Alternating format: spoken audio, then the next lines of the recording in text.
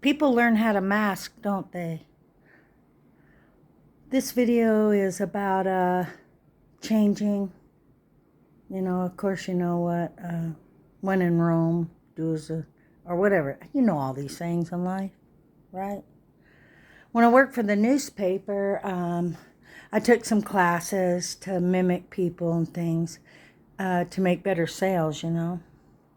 But I had so much going on in my life. To come on and be transparent about your life and what you've been through, there's some shame and stigmas that come with it. I like these interviews that are done by people that actually are healing and actually share.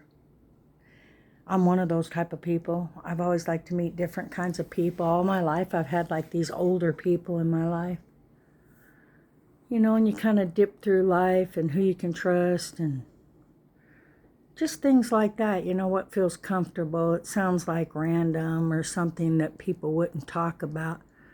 But when you come from a place where you're really healing and you know you're healing, a lot of people don't know about healing or recovery or just living that life. But to gain some perspective on it, it's always a good idea to, be transparent for others. If you're ashamed of it or you feel funny about it and you're masking, or like I've had to do pretty much all my life, let people think everything's really okay. But you get to a point where could healing be sharing, but not too much, of course. Because you're going to get judged anyway, because a lot of people that are viewing you, you're not supposed to care about. So you just get into this room where you're just like free. And all the windows are open and all the doors are unlocked. And it's like, it's time. It's time. But I was raised very different, as well. I come from a broken home with a mother and father that wanted to get far apart. One lived in Florida and California. I've never really fit in anywhere. Still don't fit in. I don't fit in with my Amish friends. I don't want to fit in with them. I'll never become one. To me, it's kind of like saying, hey, tomato, be a radish, or just the environment. I like being around them because I like to sing and feel like there's a better place than here that we're going to be moving through. I've questioned a lot of things. I've gone by feelings. I compare it with, solid information, searching my way. But I actually haven't ever fit in with anyone. The only time I ever really fitted in, gosh, let me rephrase that. That sounded kind of like Ozark, but I don't want to say anything about them. It's,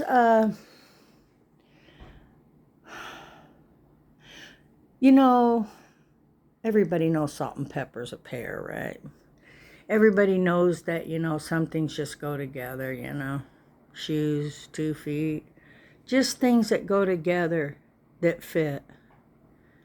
Isn't it comfortable when you actually feel like you fit?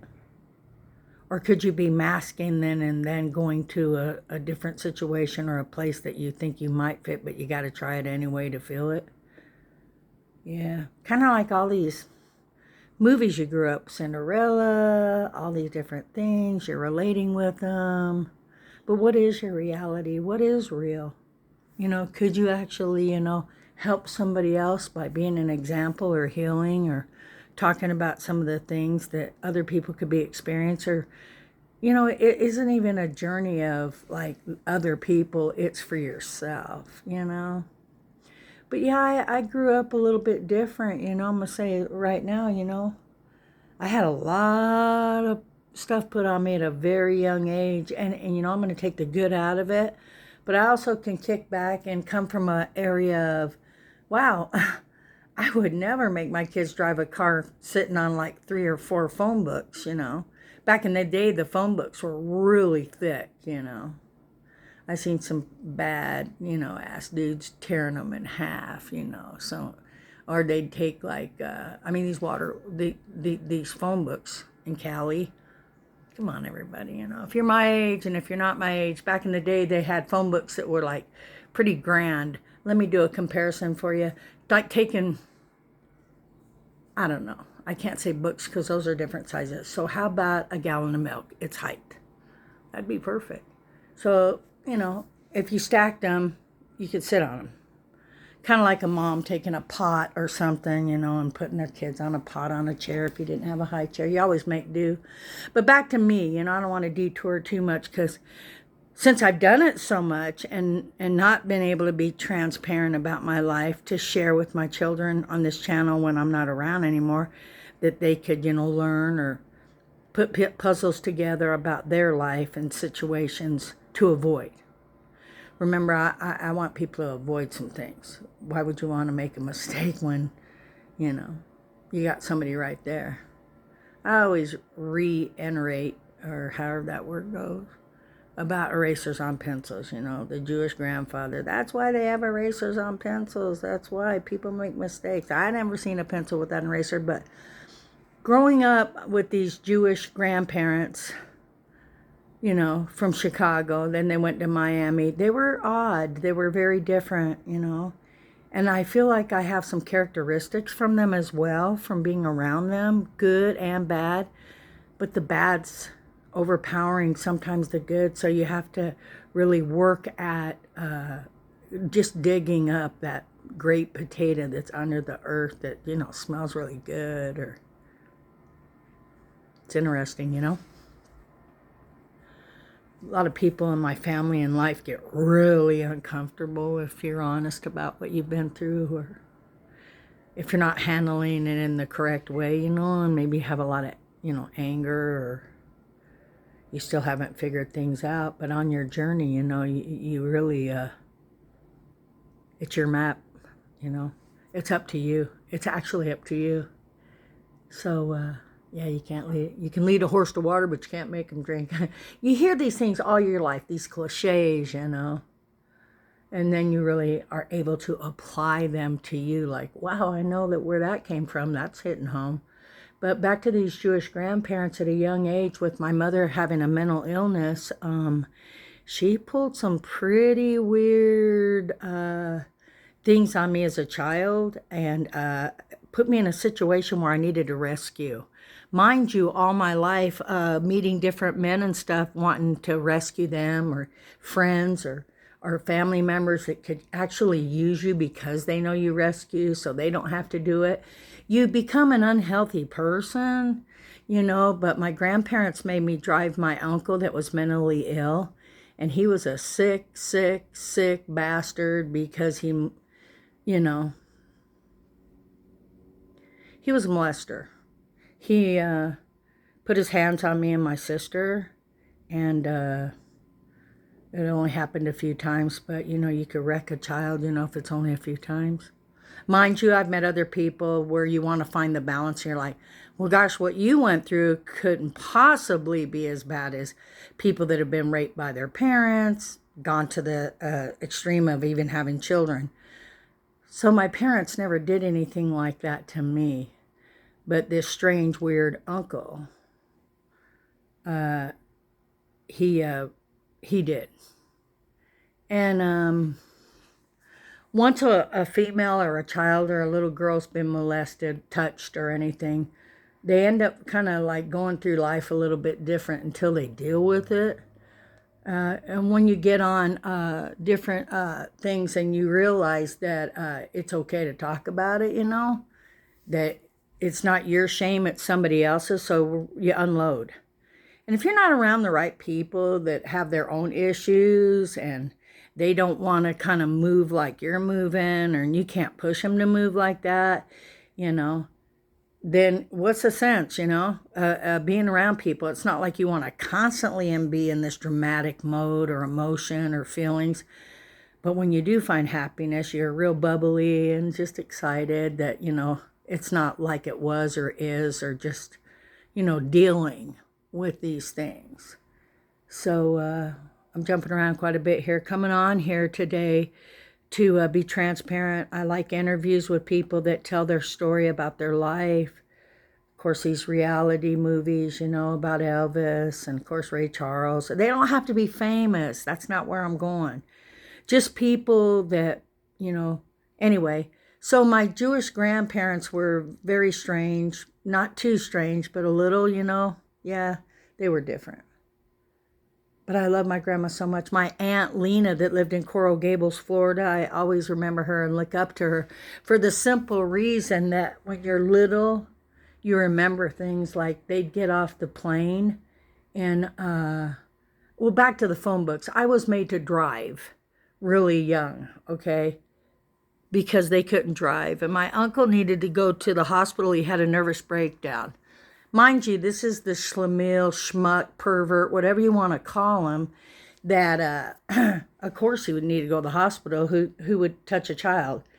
But they didn't know it because I didn't tell on him and say he touched me and my sister or anything. Like I said, it wasn't, it was a hands-on thing, nothing severe like some people, but it still was there, and you can't weigh pain, right? So, they expected me to drive this pervert to the LA General Hospital. I got news for you guys, man, I did it. I got on the freeway in Pasadena, California. There's a dead man's curb. I did it.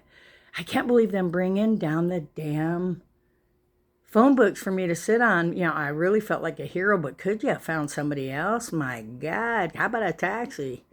So my mother and my mom and my grandmother, my aunt that was married to this guy, this uncle. Anyway, he was a creep. His name was Eddie, Uncle Eddie. So anyway, things happen to people in life. You deal with it. You get strength from it. I did make it from Pasadena, California to the General Hospital. And I pulled up in this emergency room.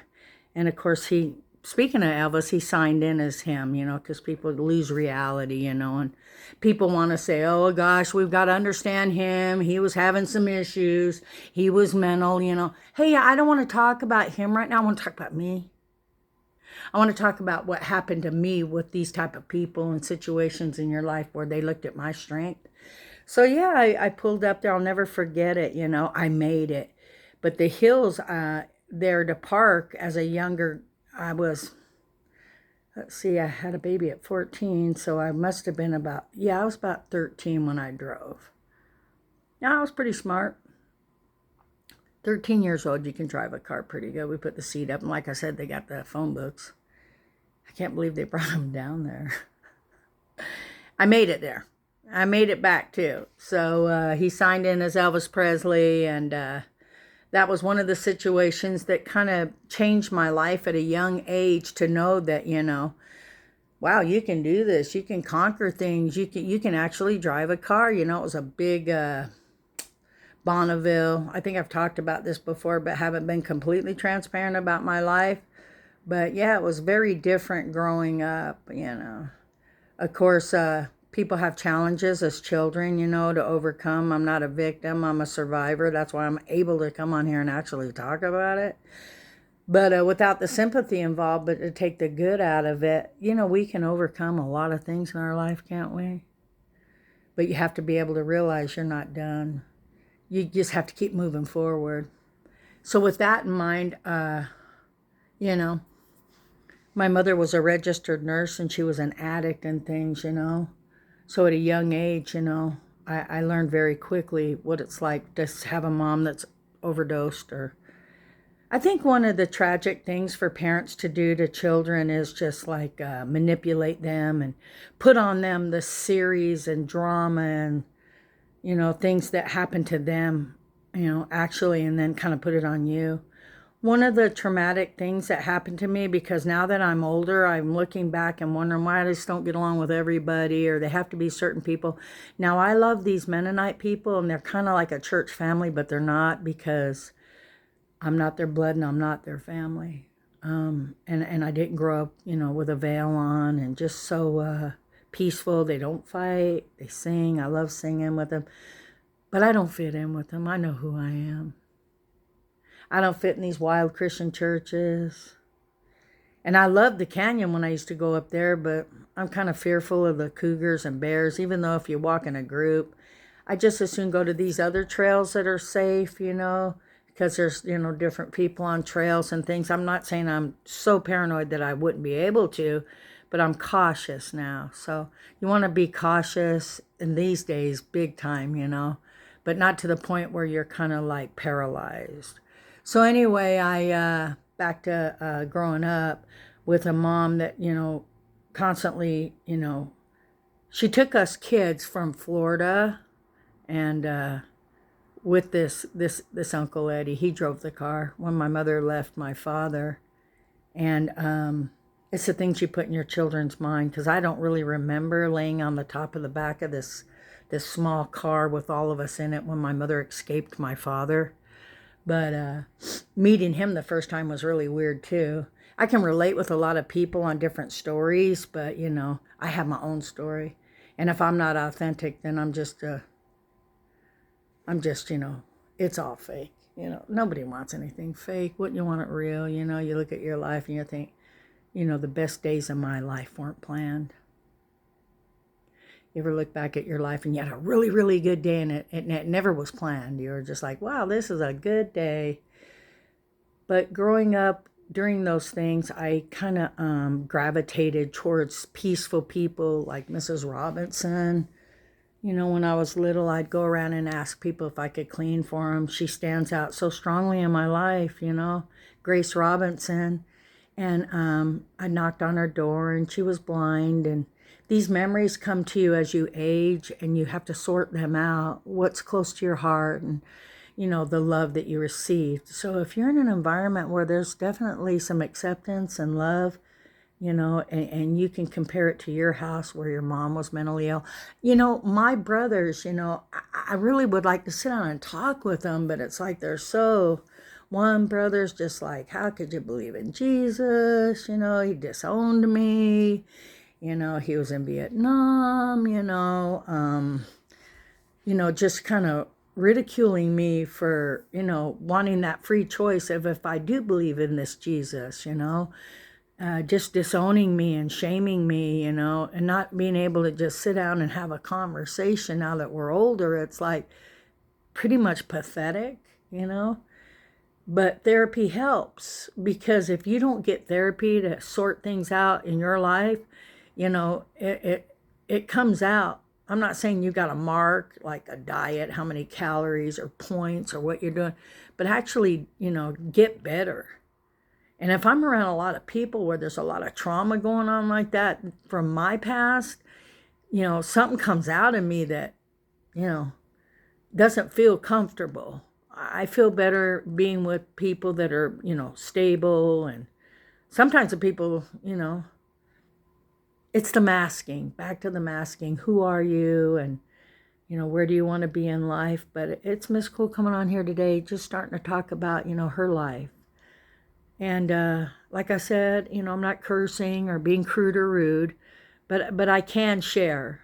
I can, and I feel like I can. It's always, a good idea to make a video because nobody's really around while I'm talking. It's my little nest, my safe place to be able to do that, I would encourage people to share something with someone. I come on here, my life wasn't easy but like I said, it was different. So as I grew up, my mother's, like I said, she had a lot of issues, and my brothers didn't attend her funeral, and they put a lot of that on me as well. Somebody's going to clean the shiz up. You see these people in the parades walking behind the horses, I'm not looking at it bad, but it takes a big person to say, well, I honor the fact that I could be the strong. Look, man, I'm the baby of the family, you guys. You guys got money. One brother works for NASA. The other brother's a blacksmith, a big, Purple Heart hero from Vietnam, which I love and adore. Went to see him at, San Diego and Camp Pendleton, Grew up with my brother Brian, he stole a bike and brought it home for me. The other brother stole clothes off a clothesline for us.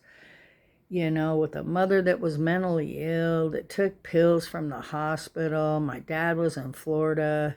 He tried to come to California and kidnap us from school.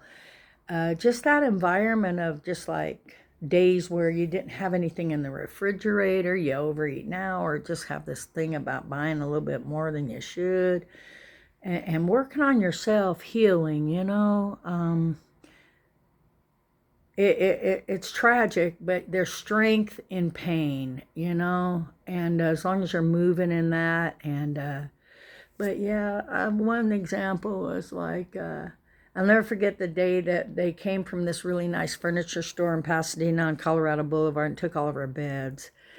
I was just like sitting on the stairs going, what the hell is going on here? I was a little girl. They took all our beds because my mom didn't make a payment. She had a lot of stress put on her, apparently. I mean, I hope that people know that when people do drastic things, you don't have to completely understand them because you're working on you. And sometimes in therapy, I had to write things down and hand them to a therapist, which she worked with me. And then she'd read it. And I'm like arm's length away from her. But any way you can get through some things and expose some things, that would be a good idea for you. To actually want to heal. And to be actually know that those things aren't normal. And you don't have to compare yourself with other families. You can just like follow your heart, and your heart will tell you, it'll guide you and show you. But at the same time, it's like, it's work. Okay, it's work. I can describe it as like this really dirty, muddy field that, you just want to put some flowers in and a path that's just like really beautiful for you. And to be able to do that with your past, even though you're not going to be able to find a lot of good in it, a lot of times I watch these interviews and things, and I remember juvie. I remember Juvenile Hall. It's right downtown LA. I was in there. My mom made sure she kind of did some, what do they call that, deflecting, or they want their daughter to be crazy too, or, like I jump off a roof. She jumped off a roof, you guys. These things you carry, and then what happens in your family? She broke her ankles. I mean, who the hell would do something like that? It wasn't even that high up, and I heard about it, and I thought it was really sick. I've seen her do some really weird things as a child. So I kind of went into my own little world, meeting other people at a young age. Like I said, I met Grace Robinson. She taught me how to write poetry and things, and because she'd have me read these magazines in this room, that had smelled like old papers and things. And so she'd have me read them and stop and start and just get these feelings out. It was like, did God put this person in my life so I didn't have to be at home and in an environment that was really toxic, with brothers that were strange, family members that were even stranger. Who is got that home? So, and to feel okay, like I said, we had a lot of strange things going on. My mother had nervous breakdowns. One day we had this for a season. She got really sick. My brothers kind of disowned her because they're embarrassed and stuff. Which I don't blame them, because they're men, they want their mothers to be like the women that they've met, their mothers in their life. But as I've looked back and gone through the chapters in life, my brothers' wives, mothers, they've had their challenges. I mean, it doesn't take a genius to figure that out. Everybody has, but it's this ego, this pride that people can't really understand, others, or they're just like, well, that's toxic and I'm not going to go there because I don't need the trouble. And how they say, not my monkeys, not my circus, just all these excuses for their behavior of just becoming numb and cold. I mean, you don't have to have a relationship with somebody, but you don't have to be that cruel. Really? And because sometimes the people that have been in therapy and exposing themselves and that are transparent and are healing and actually every day of their life in recovery mentally without people even knowing it, working on tools, don't get upset, kind of have a reason for that or understand others. There's a point where it's like, are you working on you? Can you control your mouth, your thoughts, how you drive, your attitude, your being humble, being moral, or just being, working towards, just kindness. We'll go with that because kindness is simple, right? but some people just don't understand other people. So that's why I kind of meet people and I'll grab my camera and I'll put them on my YouTube channel. And just, I've always been that way. It's not something new. I've always been that way. And trying to find out, about different people, where you fit in. And you know what? It's really okay you don't fit in. It's really okay if you want to paint a painting that people don't understand. I actually had somebody say, "What's that?" Because people's perspective are so different. I'm not a great painter. Obviously, I'm a ninth grader. That's another story. Because, people can get pregnant and only have sex like once or twice. And then people are probably watching this, because I do have a family member, a few of them that are just probably actually green at this point. Like, when you're on your first flight and the people know that you haven't flown, or, excuse me, and you're actually like, you're getting sick. You're like flying over water. Never really scared me before to fly in the Tampa airport when I was young, because it kind of takes a bend right there and everything's kind of pink and soft. And I like flying too, but when you have to as a child because you're stressed out and don't have anywhere to go, because your mom's in the hospital having the more nervous breakdowns, and your brothers are really busy and they can't help with you either, because they're just meeting their wives, and you're just like in this it's volatile. How do you say that word? Just an environment that's just like, hey, there must have been an angel somewhere. For me to have met these wonderful people, the lady at the bakery when I was young. And there's a lot of damage that's been done to me through my mother. And I understand my brother's not wanting to be around that, and that they're damaged and that they're healing. But you might not want to take a lot of stuff out on the baby of the family like me. I'm your sibling here, okay? I'm the one that you went out and stole the bike and brought home. I'm the one that when I was with my brother Michael in the car many days, I was sitting there. He got back from Vietnam. He was really different. I dealt with that. I mean, I know his children and his wife now. My oldest brother, Mike Pick. I love you, bro. But I dealt with a lot of stuff from you. So show a little respect here, okay? I was sitting in a car one day, and we were in San Marino, California. And, of course, I was sitting shotgun, and he just stopped the truck. He had this old big truck, that was camouflaged. Back in the day, he was just like psycho for George Wallace. And of course, he's changed over the years, but people don't know where he came from, but I do. Playing a flute, the only dad I ever knew, holding his index finger, walking up and down Colorado Boulevard. And to go through life and get in a valley, or choose not to be, believing that Jesus, is different than, why don't you act like a Jewish woman? I'm going to disown you. It's humiliating. And if he was standing in front of me, I'd hug him. But that's wrong. So then people start thinking, well, I got to watch my health. I can't be around somebody so dramatic. What if there's the therapy involved with it and it could help you to have love? People sometimes don't want to be loved. They just want to be broken so they get attention from their little close family, or just be this kingpin. Nobody's really in charge. Nobody's really telling you stuff to do. It's up to us.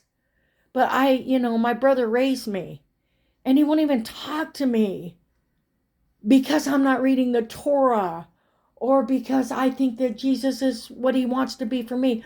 Isn't it a great thing when you can have people that don't leave?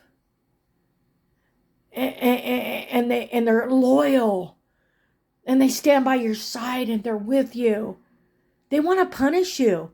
Did you know that they're really punishing themselves if you don't know your self-worth, and know that you are just this awesome person that came from some place that is maybe worse than them, but at the same time, just joining together. People just have so much shame. So, some different things I want to share with people at the same time.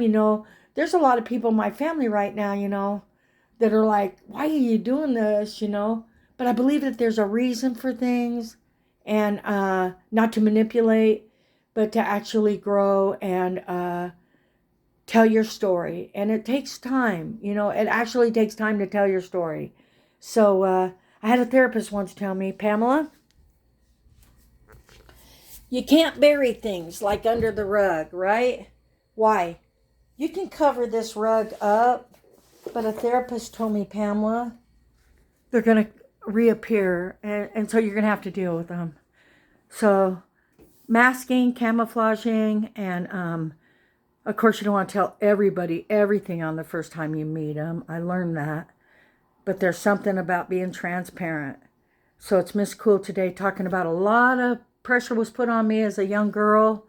As a child, I'm going to say, because like I said, the first traumatic was, like I said, driving a car. And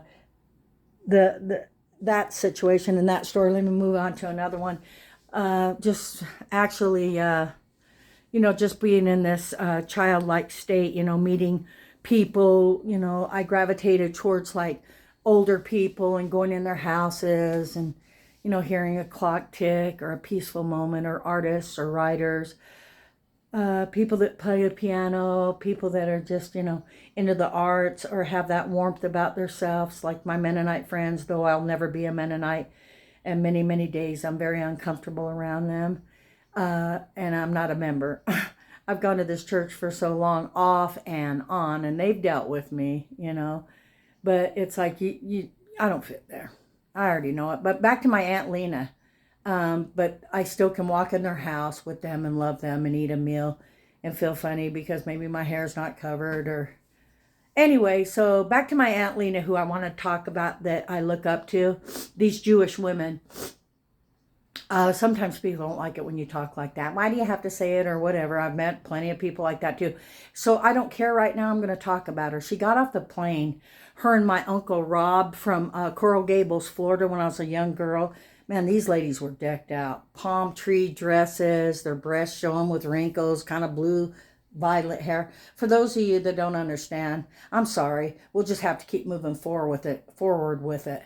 So they took me and my sister to Disneyland, and I got the Mickey Mouse ears, where they put the name on it. And they took us to the Indian village where you could smell the moccasins, the Indian moccasins they have. And just Disneyland back in the day, was really cool, man.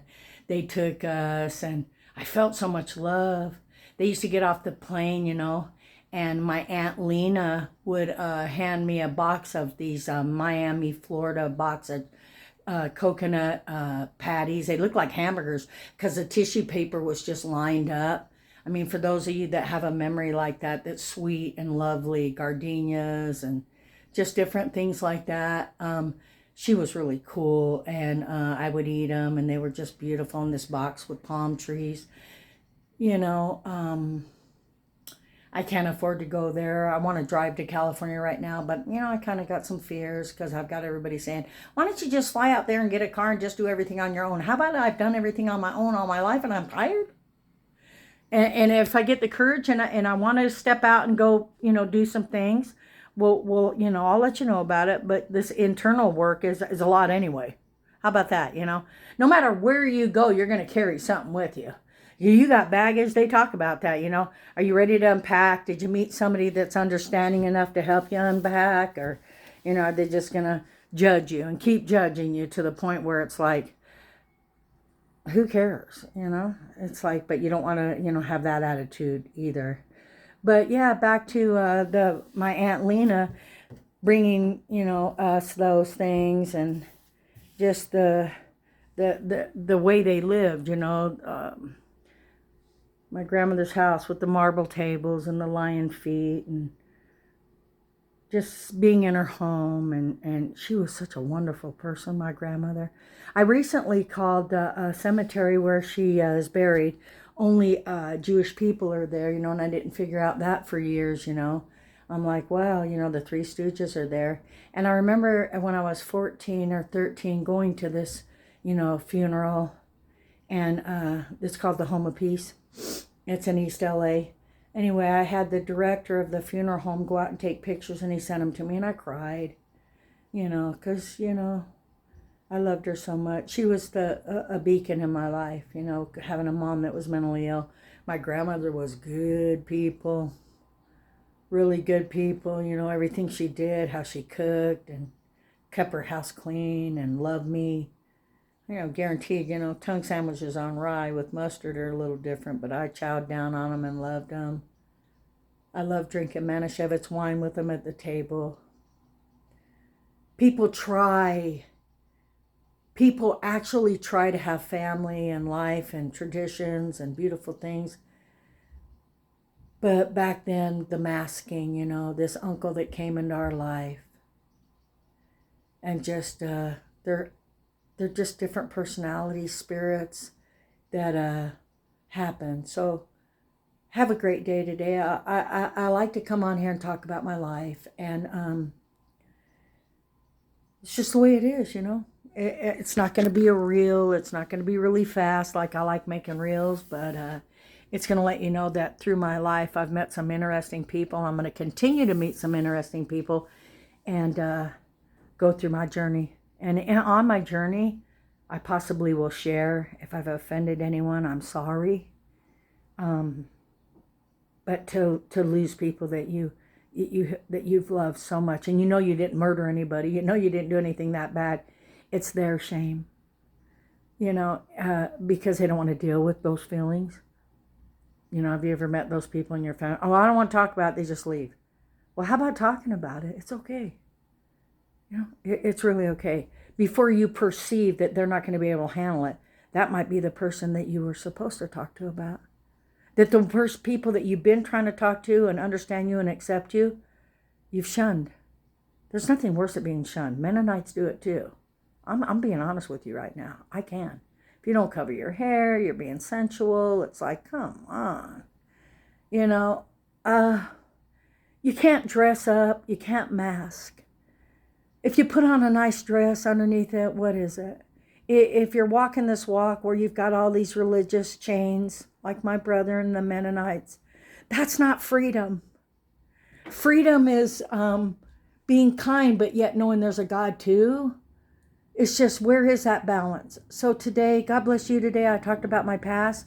Had several different abusive men that have been in my life that, came out of the idea of my mom, because since my mom put all that stress on me in my life when I was a child, then that's what happened to me. I gravitated toward fixing people and just gravitated toward feeling like that was my worth, that at a young age, I had to listen to all of her stories, which were, like I just told you, I had to write some things down with my therapist years ago to get through it. So she worked with me through it. She had like a big box that was like a round thing to put sand in.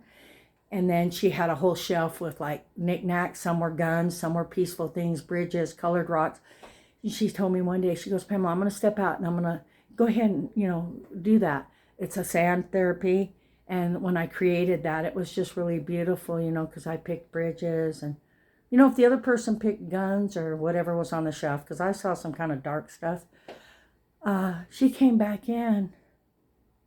And I stood next to her and she looked down at it. It was quite big, white, pure, pretty sand, pretty on there. And I put everything I wanted. She gave me maybe 10 minutes, 15, came back in because she left me alone in there. These therapists are really cool, okay, you guys? And I saw a big tear right in her eye right there, and it didn't fall, And so it described a lot about who I was. But not for her, it did for me. So it's Miss Cool saying, keep working on the stuff in your life. It's okay if my brothers disown me because of my behavior that I don't believe. As I go through life and weigh out what I did as a young child for my family, taking care of my mother in a rest home because they weren't going to show up, And it's these religious people. Trust me, I know them. It's like Jewish people, honor your parents, the commandments and stuff. It's like, did you? I hate to tell you this, but a lot of people that don't know you and you're the hero or you've got all this status, excuse me, take your mask off. Who are you really? Because it's your chance to get on stage right now and talk about it. Can you? Or do you want to shun me and shame me because, I'm not, act like a Jewish woman, read the Torah, be somebody I'm not. I'm not that person.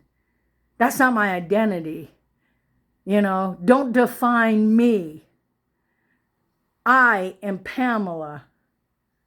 And I gravitate towards kindness and people that are loving and that I can sit down and eat with. That's a real good indication.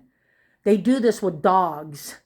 They'll give a dog a plate of food and see how it eats before they give it to a family that's in one of these like places they put dogs in that, you know.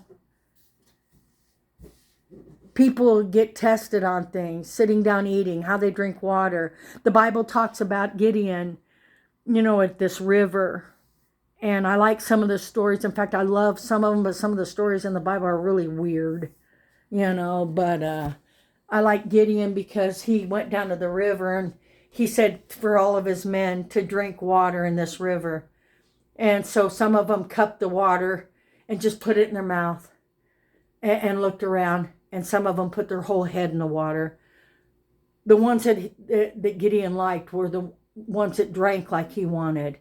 That they would put the water in their mouth first and drink and look around, rather than the ones that just put their face in there first. And the enemy could come up behind you or beside you, or you wouldn't be able to have, you know, an idea about, you know, like in the grocery store, stay on the rim, you know, because that's where the good things are. So, and it's in the middle of the grocery store, you know, that all the junk mostly. So you have your meats, you have your vegetables and things like that. There's a lot to learn in life, isn't there? It's Miss Cool coming on here sharing some stuff. I mean, this day's a good day for me. It's a good day. But I keep failing. I keep, you know, being around people, maybe in situations that aren't healthy for me. So love conquers. And pull back. Have that quietness. You know, I have this this fan right here for a reason. There's something about when it goes and chimes, it makes me feel comfortable. My comfort might be different than your comfort, you know. It's going to start chiming. My comfort might be different than your comfort. But find yours, will you? Try not to have the comfort in food, but you can have a day where you just want to eat all that chocolate or feel that, or have a trusted friend that you secretly have tested, how they drink water, how they eat with you, who they are. Trust takes time, doesn't it? Because after you trust somebody, guess what happens? You can be honest with them. You can actually be honest with a person. Are you going to start ringing? Come on. It's just a gentle ring. There it is. There it is. One time I was in this foster home real quick. I got to share this other story because it just pulled me back to there feeling safe. I was in this foster home. I was in like 15 foster homes, but this one in particular was really cool. I actually sat with a nun in front of a convent. I couldn't go in, but I'll never forget the smell of her black dress and all the rosary. She was young, beautiful. And I held her hand. I wanted to go inside there with her. Sister Dominique, or I don't know who she was. It was like the singing nun. That's why I recall having the album. And I thought, why do you like this, Pamela? Well, it goes back to something, feeling safe. Feeling safe. I met her in this foster home. We were little. Me and my sister had to go to a foster home because my mother had another nervous breakdown. So the kids have to do something, right? Where are they going to go? And there was a nun that didn't live far. If you even meet somebody one time in your life that's super cool, that's just kind and loving, and you can feel that peace, it's a beautiful thing. It only has to happen once for you to remember it and know it and love it and cherish it and try to go to other people like that, or things like that, gravitate towards it. But then I went to some kind of weird foster homes as well. I mean, they took care of me and things. These Italian people in this foster home, they really loved me a lot, They wanted me to stay there forever. They go, you even look Italian, why don't you stay with us? No, I better go home and take care of my mom after, she was sick.